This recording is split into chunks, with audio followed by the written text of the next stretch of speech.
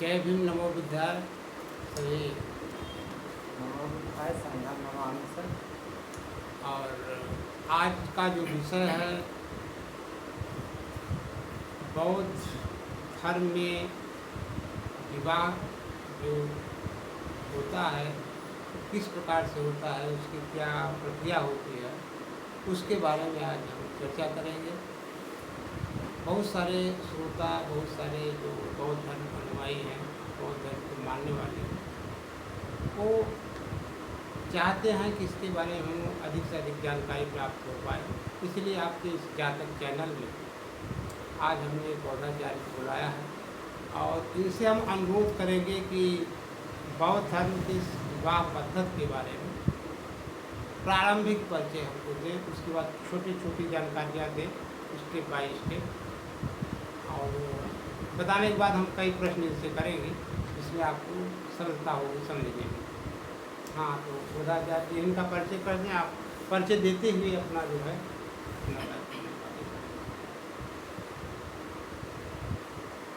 बौद्धाचार्य कौशलेश कुमार जी हमारा नाम है और पिछले करीब 8 सालों से हम विवाह संस्कार और बौद्ध धर्म से जुड़े और भी संस्कार करा रहे हैं और आगे भी कराते रहेंगे। हमारे सर ने कहा कि बौद्ध संस्कृति या बौद्ध रिवाज रीति रिवाज से शादी क्या होती है, कैसे होती है। बौद्ध रीति रिवाज में शादी जो है बहुत ही सिंपल और साधारण होती है। अब लोगों के सांत्वना के लिए सभी लोग संतुष्ट नहीं होते, इसलिए कुछ हिंदू परंपराओं को समावेश किया जाता है लोगों को खुश रखने के लिए कि लोग बहुत नाराज ना हो जाएं, द्वेष न फैल जाए। लोगों को संतुष्ट रखते हुए बौद्ध धर्म से उनका परिचय कराया जाता है और इस संस्कृति के बारे में बताया जाता है और शादी कराई जाती है। तो जो लोग समझते हैं वो तो टोटल बौद्धिस्ट शादी विवाह करते हैं और कराते हैं, तो उनके लिए तो सब ठीक है। पारिवारिक बहुत विरोधाभास है कि घर के लोग ही नहीं मानते हैं, इसलिए और परिवार के और रिश्तेदारों को खुश रखने के लिए कि किसी तरह का विवाद न हो जाए, शादी संपन्न कराई जाए, तो कुछ लोगों का सम्मान रखते हुए उन्हें नाराज न किया जाए, उनके मन का भी काम करा दिया जाता है। तो कुछ भाई बंधु लोग कहते हैं कि ये भी ब्राह्मणों की व्यवस्था ला रहे हैं, जबकि ऐसा नहीं है। ब्राह्मणों की व्यवस्था नहीं ले आते हम लोग, अपने लोगों को समझाने के लिए, बताने के लिए कि वो नाराज ना हो और किसी तरह का द्वेष न पैदा करें, उनके मन का काम करा दिया जाता है। टोटल तो फिर बौद्ध धर्म में कुछ है ही नहीं है। त्रिशरण पंचशील ग्रहण करा करके प्रतिज्ञा करा दिया जाता है और वर और कन्या को 5-5 प्रतिज्ञाएं कराने के बाद विवाह संपन्न करा दिया जाता है, एक जयमाल करा करके, और कुछ है नहीं। जबकि हिंदू रीति रिवाज से सबसे ज़रूरी जो शादी के बाद आज भी मान्यता है कि मांग में सिंदूर डलवाना। बौद्ध रीति रिवाज से शादी करा दिया जाए, अगर मांग में सिंदूर नहीं पड़ता है तो घर का एक ही सदस्य ये मानेगा कि शादी हो गई, बाकी घर में जितने सदस्य होंगे वो मानेंगे ही नहीं कि शादी हुई है जब तक सिंदूर न पड़े। इसी तरह है कि कुछ लोग फेरे न कराए जाएं तो घर के 80% लोग रिश्तेदार वगैरह वो भी नाराज होते हैं कि फेरे नहीं हुए तो शादी किस बात। तो उन लोगों को खुश रखते हुए फेरे भी कराया जाता है, मंडप में भी शादी करा दिया जाता है। इसी तरह से धीरे धीरे बदलाव की प्रक्रिया चालू है, जो आज से पीछे 50 साल पहले एक भी शादी बौद्धिस्ट रीति रिवाज से नहीं होती। आज तो समाज में बहुत शादियां होने लगी हैं बौद्ध धर्म से, और लगभग 80 BC में कुशवाहा समाज से और 80 में चमार जाति और पासी जाति में, और नीचे किसी भी जाति में अभी फैलाव नहीं है। और 20 में कहीं कहीं रेयर केस में इलाहाबाद के आसपास अहीर बिरादरी भी, यादव बिरादरी भी करा रही है, जबकि प्रदेश में और कई जगह यादव बिरादरी बहुत ज़्यादा बौद्धिस्ट हुई है, बहुत ज़्यादा सक्रिय हुई है, शादी विवाह करा रही है, तमाम संस्कार करा रही है, और हिंदू रीति रिवाज के सड़े गले उससे बाहर निकल रही है। मगर अभी भी समाज में 90% लोग किसी भी जाति के हों, SC, ST, OBC, अभी भी ब्राह्मण धर्म से ही शादी विवाह और तमाम क्रियाकलाप कराते रहते हैं। जबकि हम लोग हर जगह यही अनुरोध करते रहते हैं कि आप लोग अपनी संस्कृति, अपने महापुरुषों को पहचानें और अपनी संस्कृति को अपनाएं, और अपने लोगों से शादी विवाह और तमाम कार्यक्रम कराएं, जिससे आपका विकास हो और उनसे छुटकारा मिले।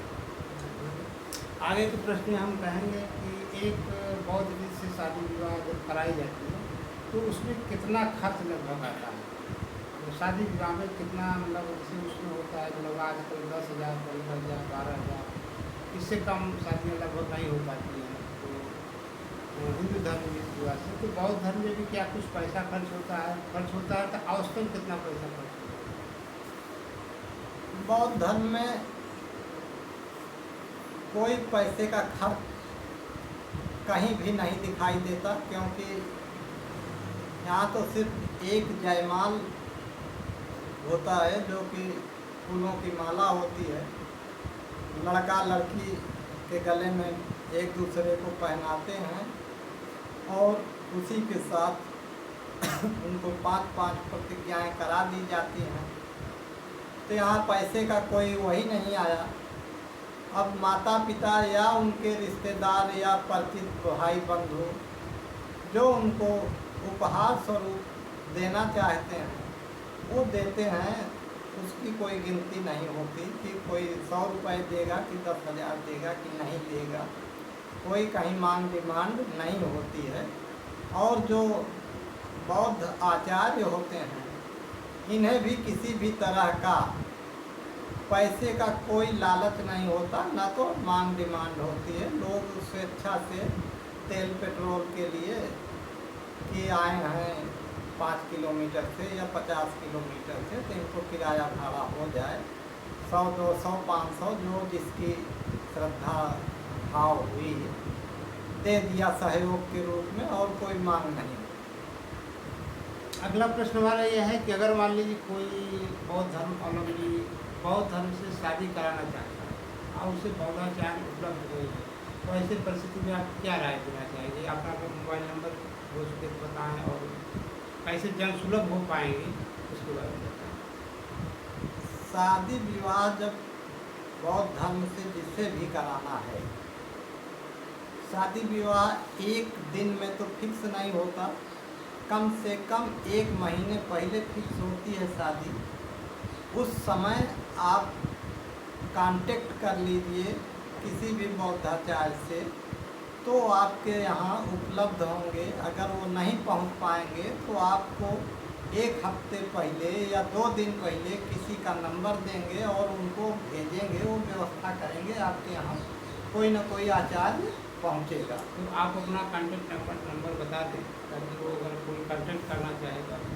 हाँ, हमारा कांटेक्ट नंबर कोई भी ले सकता है, 7704033674। और धीरे बोले तो दोबारा एक बार रिपीट कर लीजिए, 7704033674। यह है मोबाइल नंबर। इसके अलावा मैं डिस्क्रिप्शन बॉक्स में भी मोबाइल नंबर उपलब्ध करा दूँगा, जो भी संपर्क करना चाहे बौद्धाचार्य से संपर्क कर सकते हैं। अगला प्रश्न है, जो बौद्ध से सीखना चाहते हैं तो अगर जानकारी मिले कि कौन कौन सी पुस्तकें उसमें लगती है और कैसे होगा, उनको प्रशिक्षण लेना चाहें तो प्रशिक्षण केंद्र के बारे में राय दें, या और जो जानकारी हो अगली जो बौद्धाचार्य तैयार करने के लिए आपका क्या प्रयास है, कैसे सहयोग कर सकते हैं, उसमें कौन कौन सी किताबें हैं या कैसे प्रशिक्षण प्राप्त होता है। संस्कार विधि सीखने के लिए 3 घंटे का प्रशिक्षण होता है। एक दिन आप 3 घंटे दीजिए, किसी भी समय, किसी भी दिन। ये है कि कम से कम 4 लोग रहें तो आपको प्रशिक्षण दे दिया जाएगा और उसी समय आपको पुस्तकों का नाम बता दिया जाएगा और संस्कार विधि की जो किताबें हैं उन्हें बता दिया जाएगा। आप ले करके संस्कार विधि करा सकते हैं। और रहा एक्सपर्ट होने की, तो संस्कार विधि का प्रशिक्षण लेने के बाद किसी भी बौद्ध आचार्य के साथ 2, 3, 4 जगह जा कर के आप विजिट करिए। जहाँ भी शादी विवाह होती है आप उनके साथ रहिए, शादी विवाह कराइए, संपन्न कराइए। बस 2 जगह कराने के बाद आप एक्सपर्ट हो जाएंगे। आप स्वयं अकेले करा सकते हैं, इसमें कोई ऐसा हो नहीं। बहुत बहुत धन्यवाद आपको। और मैं समझता हूँ कि काफ़ी लोग समझ गए होंगे बात। और भी कोई समस्या आती है तो आप कमेंट कर सकते हैं। इसके अलावा हम लोग समय समय पर इस रीति रिवाज की भविष्य में चर्चा करते रहेंगे। चैनल को सब्सक्राइब जरूर कर लें और बेल आइकन जरूर दबाएं, जब भी हम लोग वीडियो बनाएं तत्काल आपको उपलब्ध होता है। Thank you very much watching participating.